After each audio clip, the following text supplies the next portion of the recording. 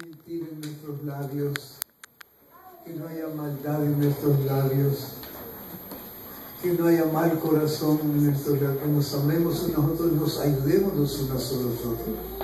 Y cuando ves que algún hermano tiene algún defecto o algo que se puede criticar, no hagamos como hacen los mundanos, que les pasen en la opinión y en el New York Times y lo gritan a todos, y el individuo no lo sabe. El consejo de Mateo 18, que es de Jesús, es lo mejor. Si tenemos algo que hacer, algo que criticar a un hermano, hagámoslo para salvar al individuo, acercándonos con él, como dice la Biblia, hablando con él personalmente, a solas. Tal vez una, dos, las veces que sea necesario. Y si no hay cambio, pues con otro hermano de testigo. ¿Qué sabe el consejo de Jesús? De esa manera vamos a mantener la iglesia en paz y tranquila, siguiendo el consejo de Dios. Y este no es el sermón. Esas son las impresiones que he tenido de ver. Están felices, los rostros están contentos. Luchen por su iglesia, manténganla, porque esta es la iglesia de Cristo. Y la iglesia es el cuerpo de Jesús y Él es la cabeza de la iglesia. Cuando los veo tan contentos, me acuerdo del texto de la Biblia que dice que cuando Jesús se paró para leer, los ojos estaban puestos en Él y al rato lo querían despeñar. Eso es lo que dice la lectura de la Biblia. Siempre me acuerdo con los ojos, están expectantes. ¿Qué va a decir el pastor? ¿Qué va a ser el tema? ¿Qué va a suceder hoy?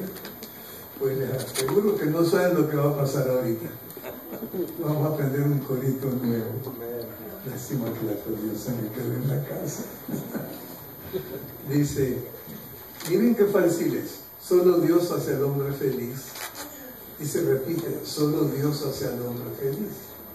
La vida pasa, todo se acaba. ¿Es verdad eso o no? Sí. Solo Dios hace al hombre feliz. Miren qué fácil, grave. Dice así, se lo canto una vez. Solo Dios hace al hombre feliz. Solo Dios hace al hombre feliz. La vida pasa, todo se acaba. Solo Dios hace al hombre feliz. Esa es la estrofa. El coro se lo voy a enseñar el otro mes. Cantemos de... ¿Cómo dice? ¿Qué me decía? Yo pensé que decía... Es que el bebé cantó todo. El bebé lo cantó todo. Yo pensé que me está diciendo que alguien abría el piano y pensé que me está diciendo eso. A ver, ahora con más alegría, porque hemos cantado como para un funeral. Solo Dios hace al hombre feliz. Solo Dios hace al hombre feliz. La vida pasa, todo se acaba. Solo Dios hace al hombre feliz. Yo le enseño el coro, joven. El coro es la misma letra, solo que con un tonito estilo coro. Dice así el coro. Solo Dios hace al hombre feliz. Solo Dios hace al hombre feliz. La vida pasa, todo se acaba. Solo Dios hace al hombre feliz. ¿Y añadimos el coro? Comencemos con la estrofa. Solo Dios hace al hombre feliz. Solo Dios hace al hombre feliz. La vida pasa, todo se acaba. Solo Dios hace al hombre feliz. Solo Dios hace al hombre feliz. Solo Dios hace al hombre feliz. La vida pasa, todo se acaba. Solo Dios hace al hombre feliz. Un tono más alto. Solo Dios hace al hombre feliz. Solo Dios hace al hombre feliz. La vida pasa, todo se acaba. Solo Dios hace al hombre feliz. Solo Dios hace al hombre feliz. Solo Dios hace al hombre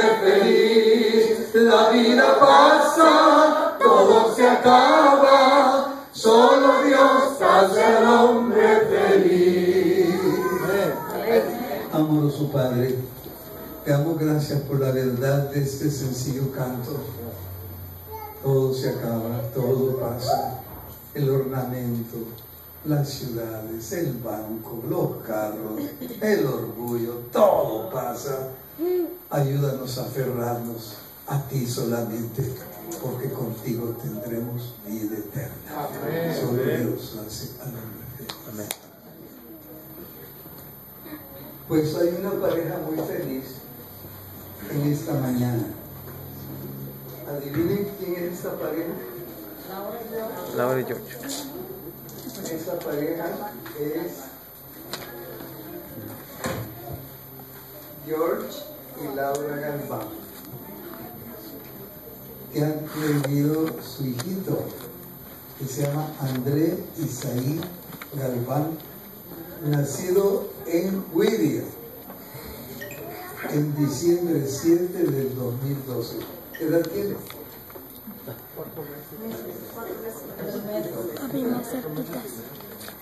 Entonces, pensando en esta dedicación, voy a pedir que estos felices padres pasen aquí al frente para dedicar a su hijo. Yo creo que este es el mejor lugar.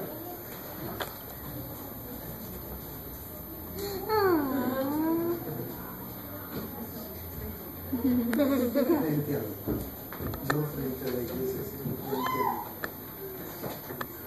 Acérquese, no le tengan miedo. Cuando el pastor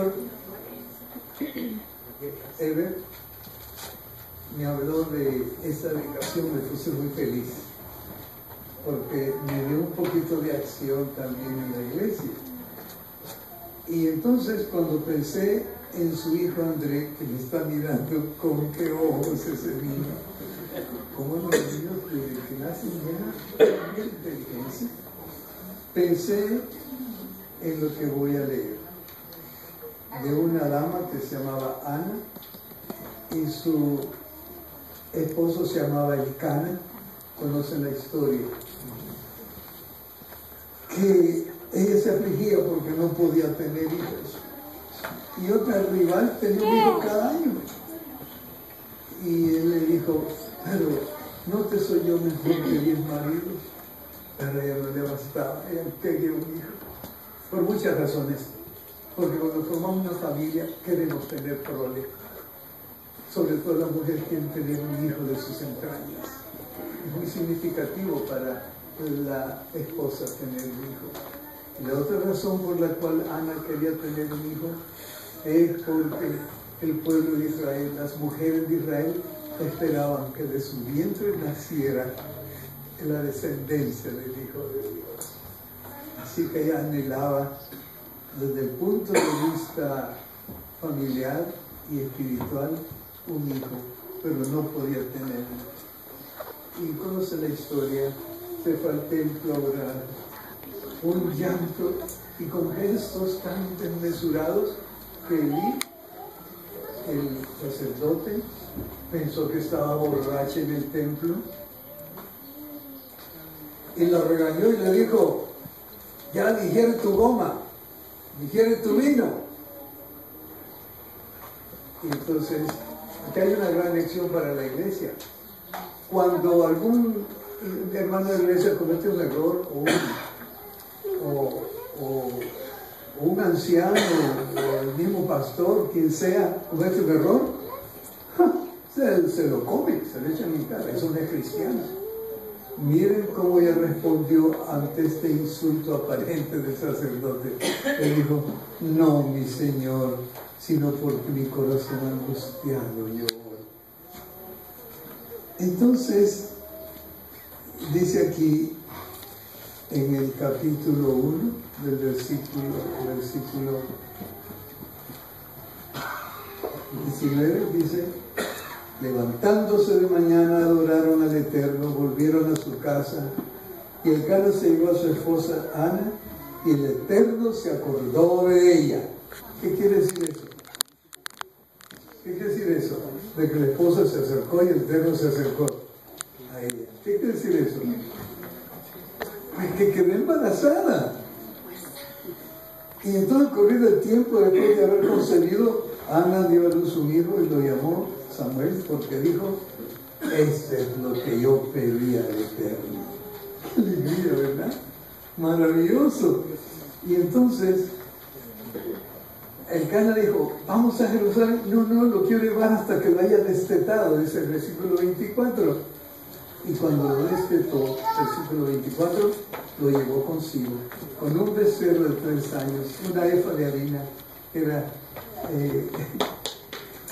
algo de adoración, una vasija de vino a la casa del Eterno. El niño era de tierna edad. Entonces sacrificaron el becerro y presentaron al niño a Elí.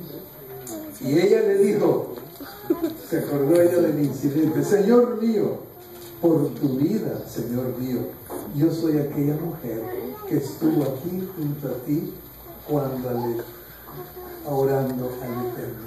Por este niño yo oraba y el Eterno me dio lo que yo le pedí. Amén. Dios les ha dado el niño que ha querido darle. Y también esta preciosa niña. ¿Qué linda es esta niña, verdad? Y ella fue dedicada también. Y tiene la piel suya y el rostro suyo. Esto no. En un campo. Así que veo que el niño está aquí. Voy a quitarme el micrófono que se me estorbo. André. Estuvimos discutiendo si era André o André. Y yo tenemos que preguntarle al padre. Y el papá estaba atrás y no me había dicho que era el padre. Felicitaciones. Nos vamos a poner de rodillas en este momento para pedir a Dios una bendición.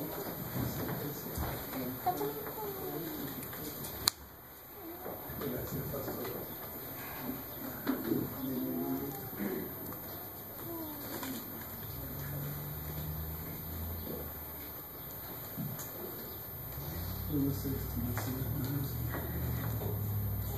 Amoroso Padre, los esposos Galván están aquí, como hizo Ana y el Cana, trayendo su niño a los pies de Jesús, trayéndolo al templo, al altar, para dedicarlo completamente a ti.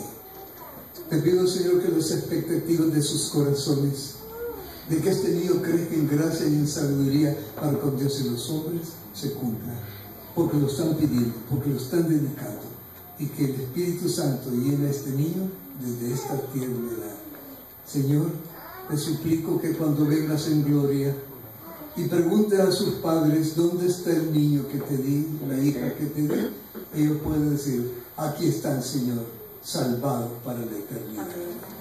Bendícelos a ellos como padres, Señor, para que puedan guiarlo en las enseñanzas cristianas, para que este niño crezca, para que sea una honra para la patria, una honra para la sociedad, una honra para la iglesia, una honra sobre todo para Dios el Padre. Por lo tanto, Señor, como ministro del Evangelio, pido tu bendición sobre él en esta dedicación, en el nombre del Padre, y del Hijo, y del Espíritu Santo. Amén. Ahora entrego este niño a usted también, simbólicamente, de que el cuidado de un niño y de la familia no solo es de la madre, es de ambos. Quiero decirles, hermano Galván, son responsables de esta vida. Que este niño crezca conociendo el mensaje del Señor desde muy pequeño. Cántenle con amor, los niños cantan en su cerebro, háblenle de Cristo, aléjenlo de aquellas influencias mundanas. La televisión está destruyendo tantos hogares. Procuren que si ven, sean programas nobles, que eleven cosas que son realmente buenas. Tengan culto familiar por la mañana, por la tarde, un cultito con los niños por la tarde antes de dormir. Ustedes saben los mejores principios. Que sea una familia feliz y que Dios los bendiga. Y cuando el Señor venga a ustedes por estar junto con sus hijos, juntos al reino de los cielos. Felicitaciones. Hermano, Dios le haya sido una madre fiel. Ahora este niño pertenece al departamento de cuna. ¿Cuántos se levantan su mano aceptando que este niño vaya al departamento de cuna? Amén. ¿Y dónde está la directora de cuna? Usted, la directora, con razón, están en primer lugar ahí. ¿Quiere venir a felicitar a estos padres, por favor? En nombre del departamento de cuna. Ese es el más grande que va a tener.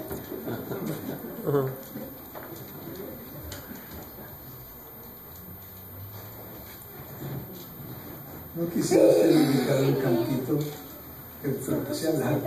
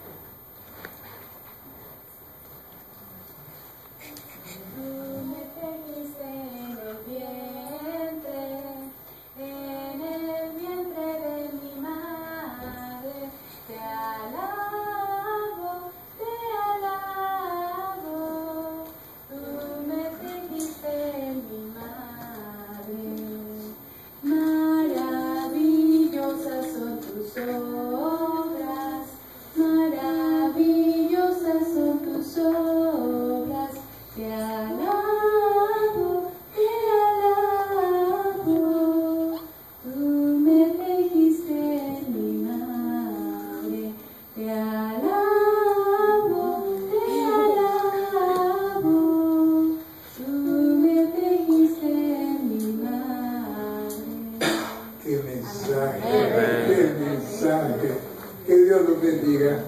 Y ¿verdad? A los que son solteros, ¿verdad? Que es lindo casarse. Es una imagen preciosa de una familia feliz cristiana. Pero sepan escoger. No vayan a buscar las mundanas de allá, la salida de allá afuera.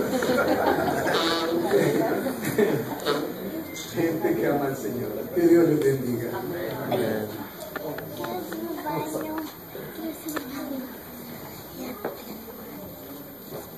¿Cuál será el mejor de los dos, pastor? Tal vez.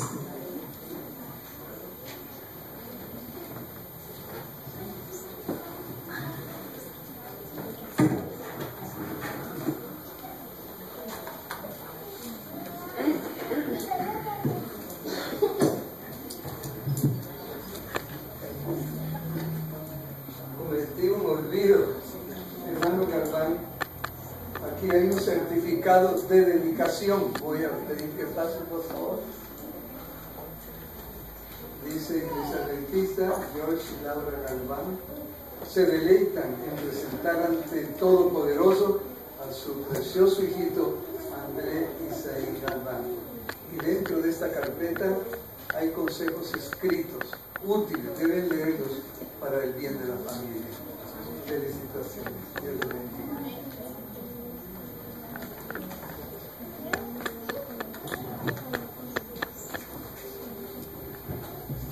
Hola, se oye bien, ¿verdad?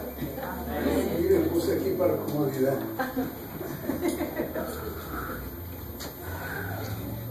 El tema lleva por título Perdón y Castigo. Estos principios alguna vez los he presentado de otra manera, pero hoy vamos a verlos de una manera más concreta. Vamos a leer en el libro de 2 Samuel, el capítulo 24 y el versículo 10, lo siguiente. Después que David hubo censado al pueblo, le remordió el corazón y David dijo a Dios: he pecado gravemente por haber hecho esto. Ahora, oh Eterno, te ruego que quites el pecado de tu siervo, porque obré muy neciamente. ¿Por qué está pidiendo David perdón aquí? No oyeron el texto, ¿verdad? No, pero ¿por qué erróneamente? porque había censado al pueblo. Es que David había llegado a una grandeza y un triunfo político y militar en su tiempo que de una manera extraña se comenzó a olvidar de Dios. Lo mismo pasa con nosotros ahora. Cuando tenemos cierta prosperidad en cualquier área, comenzamos a depender de nosotros mismos y no de Dios. Y Él ahora quiso ponerse a la altura de nosotros, pueblos alrededor, con ejército y con todo, olvidándose de que Dios son las batallas. Joab, que no era muy cristiano, el mismo Joab que era el jefe militar, le dice: David, no censes cuántos soldados hay para pelear en el pueblo, no lo hagas. A pesar de que Dios no estaba de acuerdo tampoco, con todo fue tan necio que le dijo: Joab, cuéntame los que están listos como militares, como soldados para pelear en mi ejército. Quería tener un ejército semejante a los de alrededor, y su fama había crecido porque era el mandamás de toda la región. Y entonces fue cuando le dio el corazón. La conciencia le dijo lo que hemos leído ahora, de haber censado el pueblo. Contó alrededor de 800,000 individuos listos para pelear. Pero con esta introducción, ¿de a dónde vamos? Digamos lo siguiente: que después que David censó al pueblo, como dice 2 Samuel 24:10, le pesó en su corazón. ¿Alguna vez le ha pesado en su corazón algo que ha hecho? Y ahora, el pecado puede ser perdonado, ¿o no, hermanos? O puede ser castigado, ¿sí o no? Ajá, amén sí o amén no. Castigo y perdón. Pero aún en el caso que un pecado pueda ser perdonado, por ese perdón se ha tenido que pagar un precio muy alto, muy elevado. Dios perdona, se deleita en perdonar, ¿sí o no, hermanos? Y es grande en misericordia, pero lo que no pague el hombre, lo tiene que pagar Dios. El hombre sin Cristo está abandonado a la suerte del pecado. Y la paga del pecado, ¿qué cosa es? Romanos 6:23, es muerte. Pero no queremos morir, no queremos perecer. Entonces Dios descarga en su Hijo amado la muerte que a nosotros nos corresponde. ¿No decimos amén por eso? Amén. Gran sacrificio. Cuando nosotros nos arrepentimos y somos perdonados por la sangre de Jesús, es ahí donde lo que no pague el hombre, lo tiene que pagar Dios. Porque la paga el pecado es muerte, mas la dádiva de Dios es vida eterna. ¿En quién? En Cristo Jesús. Ese es el ministerio que vino a hacer Jesús al mundo. ¿Cuál es el ministerio que vino Jesús a hacer al mundo? Vino a pagar lo que nosotros hemos confesado. Vino a pagar lo que nosotros no pagamos. Nosotros pues, así siempre, como pecadores que somos, es imposible escaparnos de los merecidos castigos. La única forma de escapar al castigo es el perdón. Y me alegro de la linda lección que tuvimos esta semana. Esta gran realidad, esta realidad divina, se puso claramente de manifiesto en la experiencia de David, del cual hemos leído. El hombre que agradó a Dios. ¿Cómo es posible? David cometió tantos errores y tantas cosas terribles que hasta se llevó una mujer que era de un soldado, después lo mandó a matar para encubrir la torta que había hecho. Estoy usando una expresión costarricense. La palabra torta se usa ya cuando alguien dice se jaló una torta, que es un mal grande, que fue terrible. Y Dios le llama a David: hombre según mi corazón. ¿Cómo puede ser eso posible? ¿Cómo puede ser eso posible? Cuando uno ve, pues, estas escenas bíblicas, parece una contradicción que este hombre haya agradado a Dios cuando ve su conducta y que Dios diga que este hombre me agradó. Bueno, son escenas de debilidad humana, de orgullo personal, de insensatez sin límites, la que hay en David y en el hombre mismo. Y solo se debe por la gracia de Dios que semejante hombre, David, haya sido aceptable a los ojos de Dios. ¿Saben por qué Dios le llama hombre según el corazón de Dios, que agrada a Dios?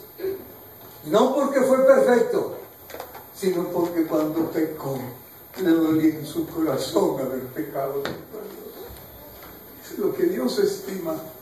Nosotros tenemos sufrimiento por nuestras maldades. Digo que aquello con gracia y con amor. ¿No es precioso esto? En esta palabra entramos todos nosotros.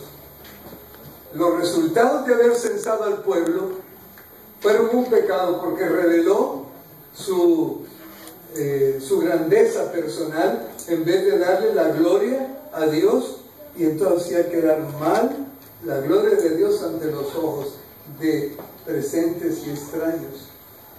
Y los resultados fueron desastrosos. Segunda Samuel 24:15, acompáñenme a leer lo que dice ahí. Segunda Samuel 24:15. Así pues, el eterno Dios envió una peste a Israel desde la mañana hasta el tiempo señalado, y murieron, ¿cuántos dice la Biblia? ¿Cuántos dice la Biblia? 70,000 hombres del pueblo, desde Dan hasta Beerseba. Desastroso fue el resultado.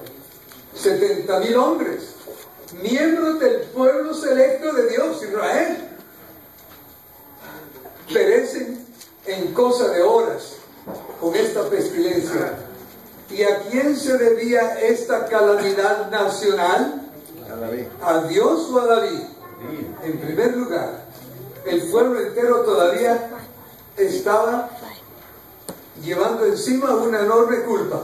Además del pecado de David que acabamos de describir, el pueblo todavía llevaba encima una culpa, porque no mucho tiempo atrás el pueblo había desechado los designios de Dios y habían elegido su propio sendero, opuesto al de Dios.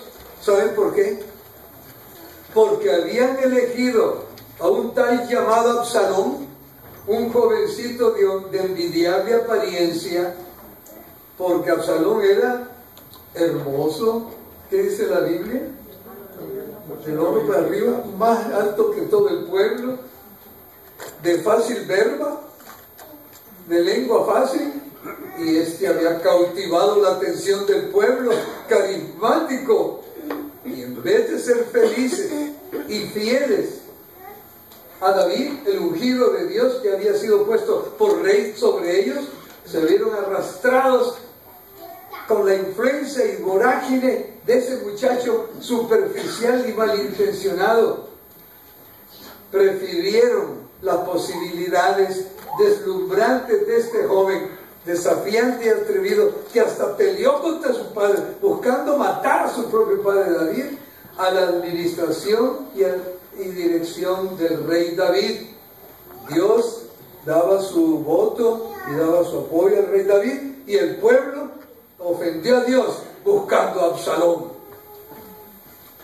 Ellos, como embriagados por una torrente de palabras promisorias, las de Absalón, cayeron en el hoyo de su propia destrucción. Ese pecado nacional no había sido purgado todavía, y el pecado siempre trae castigo. Así que aquí estaba el pecado de David y estaba el pecado del pueblo, que había obrado en contra de la voluntad de Dios, quien sería su dirigente. Estamos cantando de vamos, ¿verdad que sí? Pero había otro pecado pendiente, además de la raíz del pecado de David. Sin lugar a dudas, los triunfos militares de David, sociales y económicos, llevaron a David a la ceguera del orgullo, su orgullo personal por sus triunfos ante los pueblos, triunfos militares y económicos. Toda su vida David había puesto humildemente su confianza en Dios, su confianza en el Señor, y había obedecido sus preceptos, sus mandamientos. Pero cuando llegó el momento de los laureles, de los vítores, de la bocina, de la victoria, del aplauso, parece que se sintió tan fuerte que quiere independizarse de Dios. ¿No nos pasa eso a nosotros también? Directo o indirectamente, consciente o inconscientemente. Así que David ordena que la nación sea censada. Quiere saber cuánta gente puede tener bajo su mando. Nada había de malo en estadísticas, censas y organización. La misma Iglesia Adventista tiene momentos de tabular, de buscar números para saber cómo marcha la obra local en el mundo entero. No hay nada de malo en la organización, estadísticas, etc. Como rey, David ya había llevado numerosos censos, reestructuraciones, y esto del censo bien pudo haber sido una experiencia más en la historia del pueblo de Israel, pero no fue así. Como hemos leído en el texto inicial, el mismo Joab, comandante de sus ejércitos, le había recomendado que no lo hiciera. Y encima de eso, el mismo Dios le estaba diciendo a David que eso estaba incorrecto.